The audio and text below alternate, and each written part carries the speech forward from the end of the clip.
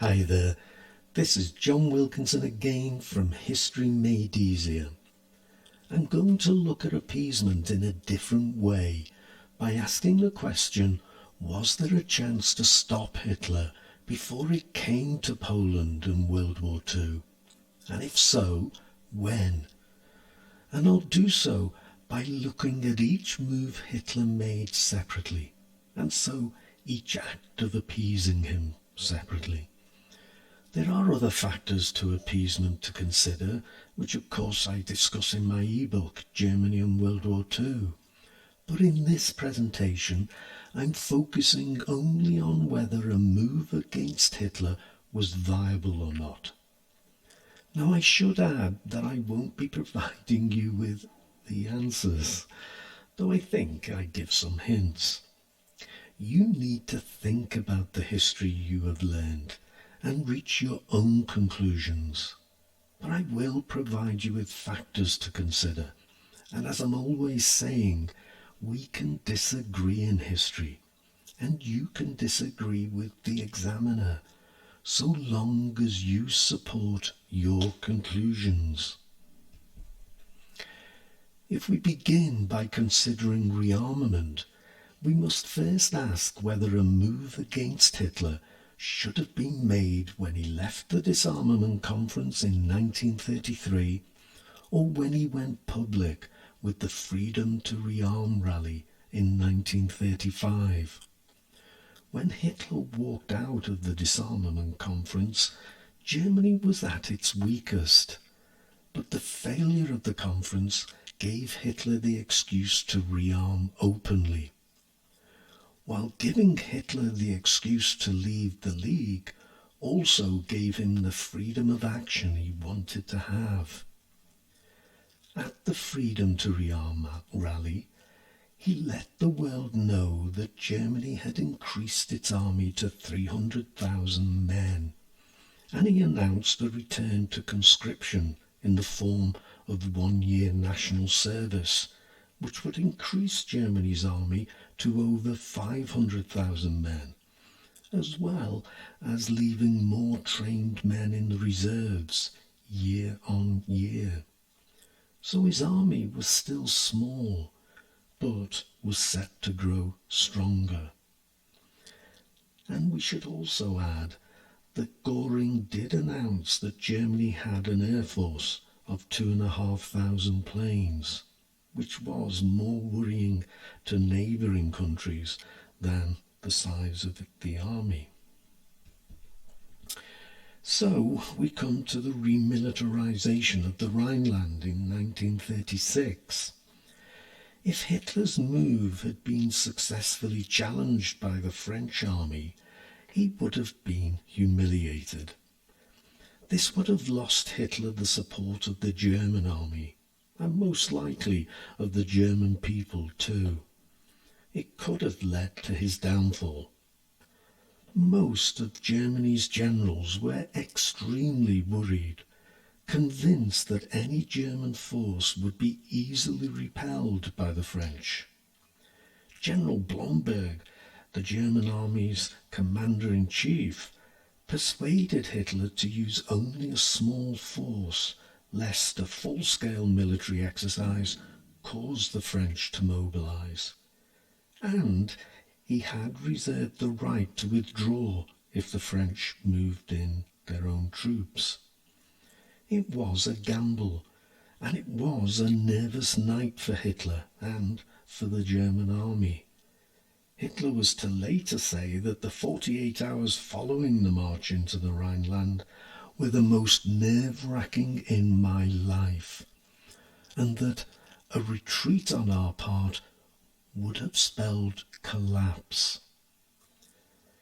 Germany went into the Rhineland with 2 divisions of troops and could have found themselves facing 200 French divisions, plus French air power. But France felt Hitler's move didn't threaten it unduly. The Maginot Line, the defensive fortifications it was building, would protect it.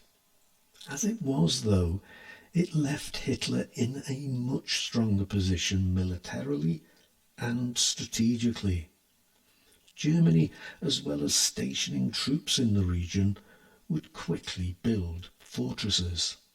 This meant that France was no longer in a position to easily come to Czechoslovakia's aid, or Poland's, and at the same time, Germany would be able to more easily attack France, despite the Maginot Line.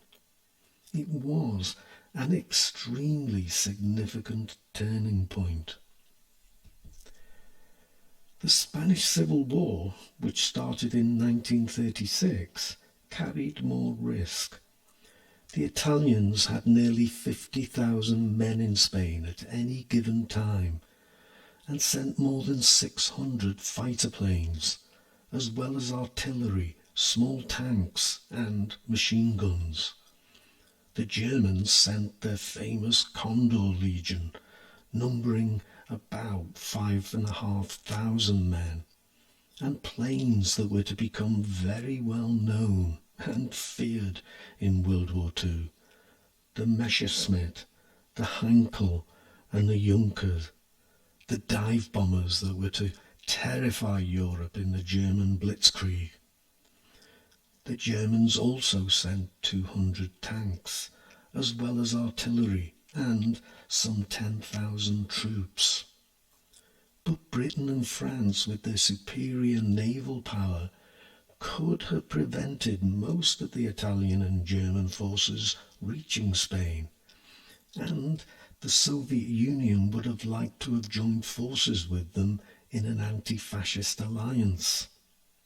Also, if Franco-Spain had joined with Hitler and Mussolini, it would have seriously weakened British and French influence in the Mediterranean, whilst France would have had Hitler on one border, Franco on another, and Mussolini on another too. So, the risk in not intervening was also considerable. The Anschluss in 1938 strengthened Germany further. Another 7 million people in the Reich, as well as enhancing its economy and strengthening its strategic position, as it would make it easier for Germany to move against Czechoslovakia. But it would have been difficult to prevent, with Germany, obviously, but Italy too, in a much better position to fight on Austrian territory. British and French troops could, perhaps, have accessed Austria from Czechoslovakia, but it would not have been easy. So to Munich in 1938. There were 36 divisions of the Czech army who were well armed and would have been fighting from behind strong defensive positions, whilst the Soviet Union was again willing to be included in any fight, which would have left Germany fighting on two fronts. So there was a real opportunity to say no to Hitler, if the will had been there. And Czechoslovakia had a very good armaments industry, which would have been best kept out of Hitler's hands. Though it was known that Poland was unlikely to allow Russia to move troops through its territory. And again, it would not have been easy for Britain and France to get their troops to Czechoslovakia. And I leave you with a reminder of the overall arguments for and against appeasement, which I'm sure you are very familiar with. I would simply remind you that hindsight is a wonderful advantage, and Chamberlain was painfully aware of the price people had paid in World War I, when a Second World War was likely to result in a much higher death toll, including civilians. Added to that, Britain was a democracy, and that makes decisions about war and peace very different than it was for Hitler or Mussolini. vote for me and I'll send you to war is not a vote winner. So as always, I end by thanking you for listening.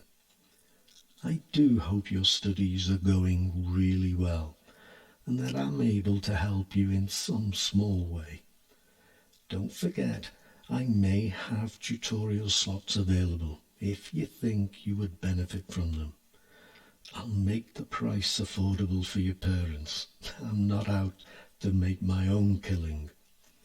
Drop me an email at historymadeeasier@gmail.com and we'll see if I have a slot available. Cheers.